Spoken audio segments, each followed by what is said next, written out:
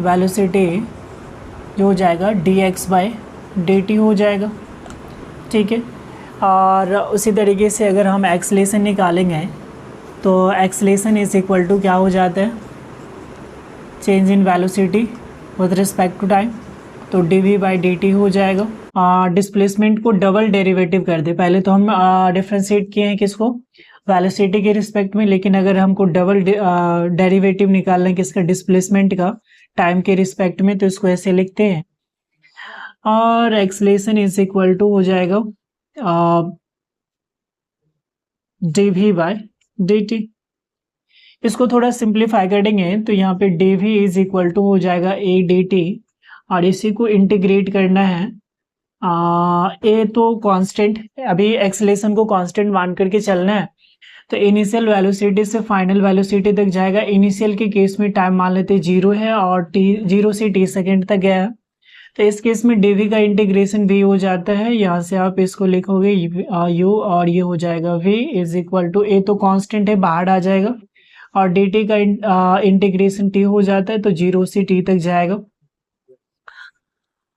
अब इसका limit put करने का क्या तरीका होता है कि upper limit minus lower limit, तो अपर लिमिट v है माइनस लोअर लिमिट हो जाएगा, is equal to a into upper limit है t, लोअर लिमिट 0 है, सबको पुट करेंगे तो V minus u is equal to हो जाएगा a इंटू टी, और finally v is equal to आ जाएगा u प्लस ए टी, ठीक है। तो एक इक्वेशन आ गया v is equal to u plus A T. Next में क्या है कि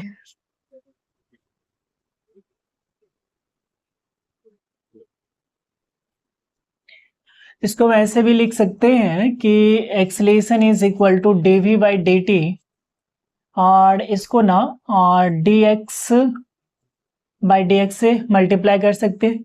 इसका तो 1 ही हो जाएगा, 1 से मल्टीप्लाई करेंगे तो कोई फर्क नहीं पड़ेगा, लेकिन थोड़ा सा इसको अगर अरेंज कर देते हैं तो ये हो जाएगा dv/dx, और इसको लिख सकते हैं dx/dt।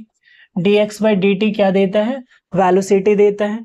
डिस्प्लेसमेंट को टाइम के साथ अगर डिफ्रेंशिएट करेंगे तो वो वेलोसिटी देगा, तो a बराबर हो जाएगा dv/dx, और ये हो जाएगा v, इसको सिंप्लीफाई करेंगे तो a बराबर v dv/dx हो जाएगा।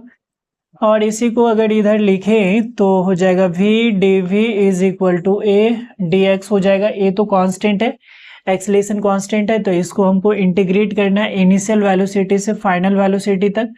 और ये मान लेते हैं कि इनिशियल वेलोसिटी पे x नॉट डिस्टेंस पे था और फाइनली x डिस्टेंस पे गया है, तो v dv का इंटीग्रेशन कितना हो जाएगा, तो v²/2 हो जाएगा, क्योंकि जितना पावर होता है उसमें 1 ऐड होता है उतना ही से डिवाइड होता है। और ये कहाँ से लिमिट कहाँ से कहाँ तक बैठाना है, तो u से लेकर के v तक बैठाना है। फिर यहाँ से a तो कांस्टेंट है बाहर आ जाएगा, dx का इंटीग्रेशन x होता है, इसको सिंप्लीफाई करेंगे तो x नॉट से x तक हमें जाना है।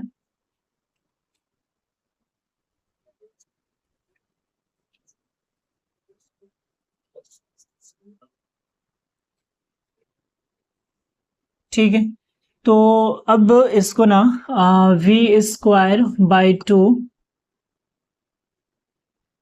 पर लिमिट पुट करना है, तो लिमिट पुट करेंगे तो upper limit minus lower limit होता है, तो अपर लिमिट तो v ही था, तो v²/2 माइनस u²/2 हो जाएगा इज इक्वल टू a, और यहाँ से अपर लिमिट x है, इसमें से लोअर लिमिट को माइनस करेंगे, इसी को सिंप्लीफाई करेंगे तो v² माइनस u²/2 हो जाएगा is equal to a into X minus X naught हो जाएगा, और v² minus u²/2 is equal to हो जाएगा a into X minus X not को ही s से इंडिकेट करते हैं, तो यहाँ से x माइनस एक्स नॉट कितना हो जाएगा, s के बराबर। इसको सिंप्लीफाई करेंगे तो हो जाएगा v² minus u² is equal to 2 into a into S हो जाएगा। इसी तरीके से v² is equal to u² plus 2as हो जाएगा।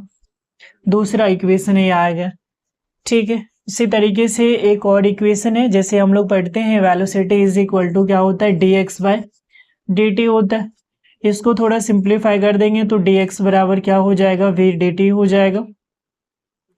अब v इज इक्वल टू क्या पढ़े, u प्लस ए टी होता है, तो dx इज इक्वल टू हो जाएगा u प्लस ए टी, और इसको इंटीग्रेट कर देना है। कहाँ से कहाँ तक इंटीग्रेट करना है, तो 0 से लेकर के t तक।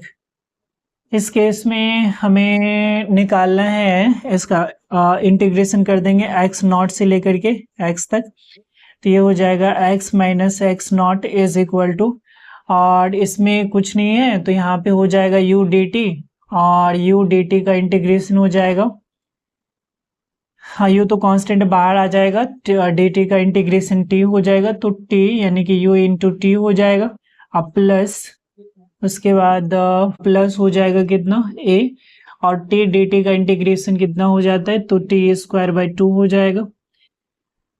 इसको अगर सिंप्लीफाई करेंगे तो इसको यहाँ से x माइनस एक्स नॉट को ही डिस्प्लेसमेंट कहते हैं, तो यहाँ पे u इंटू टी हो जाएगा प्लस a बाई 2 और t स्क्वायर हो जाएगा, या इसी को लिखते हैं s is equal to U T plus half A T square.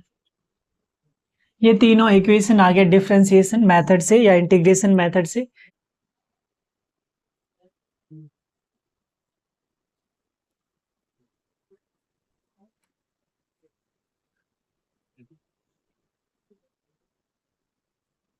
Okay, अब देखने हैं ग्राफिकल रिप्रेजेंटेशन कैसे करेंगे, ग्राफ से कैसे प्रूफ करेंगे। तो यहाँ से मान लेते हैं एक वेलोसिटी टाइम ग्राफ है, ये है टाइम एक्सिस सेकेंड में है, ये वेलोसिटी एक्सिस मीटर पर सेकेंड में है।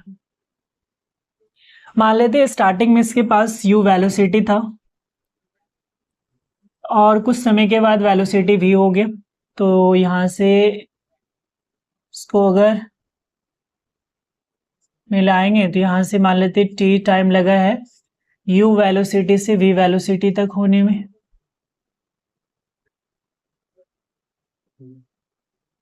v हुआ है।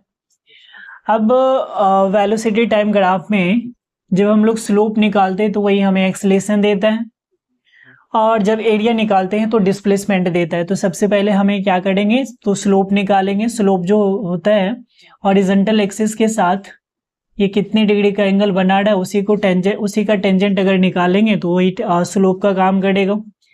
यहाँ से ये टाइम हो गया, ये टाइम एक्सिस है, ये वेलोसिटी एक्सिस है, टाइम यानी कि टेंजेंट हमें निकालना है, तो tan थीटा, और यही tan थीटा क्या देता है, स्लोप देता है।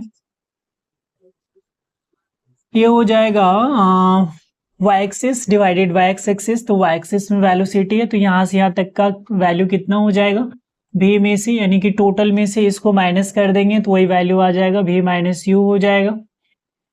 और ये तो टाइम ही है, यहाँ से हमें tan थीटा यानी स्लोप निकालना है, तो हो जाएगा v minus U by T हो जाएगा। और इसी स्लोप को हम लोग क्या कहते हैं, एक्सेलेरेशन, तो a बराबर हो जाएगा v minus U by T हो जाएगा, यानी कि v बराबर हो जाएगा u प्लस ए टी हो जाएगा। अब एरिया हम दो तरीके से निकाल सकते हैं, तो एक तो इंडिविजुअली एरिया निकाल करके ऐड कर देंगे, दूसरा इस पूरे जो यहाँ से फिगर बन रहा है ट्रेपेजियम उसका एरिया निकाल लेंगे एक ही बार में। तो दोनों अलग अलग तरीके से पहले निकाल लेते हैं। तो ये A1 है, ये A2 है, तो A1 का एरिया कितना हो जाएगा, चूंकि राइट एंगल ट्राइंगल है तो इसमें एरिया निकालेंगे तो 1/2 बेस इंटू हाइट हो जाएगा, तो बेस 80, हाइट कितना काम करेगा, तो v माइनस यू हो जाएगा। उसके बाद A2 अगर निकालेंगे तो ये एक रेक्टेंगल के काम कर रहा है, तो यहाँ से ये लेंथ हो जाएगा t, ब्रेथ हो जाएगा u, तो t इंटू यू हो जाएगा। सब टोटल एरिया अगर निकालेंगे तो सबको ऐड कर देंगे, तो total area is equal to हो जाएगा A1 प्लस A2, और जब वेलोसिटी टाइम ग्राफ में जब एरिया निकालते हैं तो वही डिस्प्लेसमेंट देता है, तो S इज इक्वल टू हो जाएगा यहाँ से A1 की जगह कितना, तो 1/2, और ये हो जाएगा t into v minus you, अब प्लस A2 की जगह हो जाएगा t इंटू यू। इसी को थोड़ा सीधा करके लिखते हैं, तो S बराबर हो जाता है u इंटू टी, अब प्लस 1/2 और इंटू टी तो पहले से है और इसको लिख सकते हैं क्या, भी माइनस यू के जगह हम लिख सकते हैं भी माइनस यू की जगह ए इंटू टी। तो यहाँ पे हो जाएगा ए इंटू टी, इसी को फाइनली लिख सकते हैं S is equal to U T plus half A T square. तो ये हमारा डिस्प्लेसमेंट आ गया। ये सेकेंड इक्वेशन। उसी तरीके से अगर हम निकालें कि एक ही बार में एरिया अगर निकालेंगे तो देखते क्या निकलता है। तो एक ही बार में एरिया यानी ट्रेपेजियम एरिया ऑफ ट्रेपेजियम क्या होता है 1/2 सम ऑफ पैरेलल साइड। तो सम ऑफ पैरेलल साइड तो यही हो जाएगा, एक पैरेलल साइड ये हो गया, ये दोनों आपस में पैरेलल है तो दोनों साइड का सम निकालना है। तो यहाँ से यहाँ तक का वैल्यू अगर v है और यहाँ से यहाँ तक u है तो v प्लस u हो जाएगा इनटू दोनों के बीच में जो परपेंडिकुलर सेपरेशन है वो टाइम हो जाएगा। तो एरिया डिस्प्लेसमेंट देता है s बराबर 1/2 और v प्लस u और t की जगह लिख सकते हैं v माइनस u बाय ए। तो टाइम की जगह लिख सकते हैं v माइनस यू बाय ए, क्योंकि यहाँ से अगर हम t निकालेंगे तो v minus U bye A हो जाएगा। इसी को सिंप्लीफाई करेंगे तो s बराबर 1/2 और ये हो जाएगा कितना v square minus U square by A हो जाएगा। इसी को सिंप्लीफाई करेंगे तो ये हो जाएगा 2as is equal to v square minus U square और फाइनली इसको लिखते हैं v square is equal to U square plus 2as।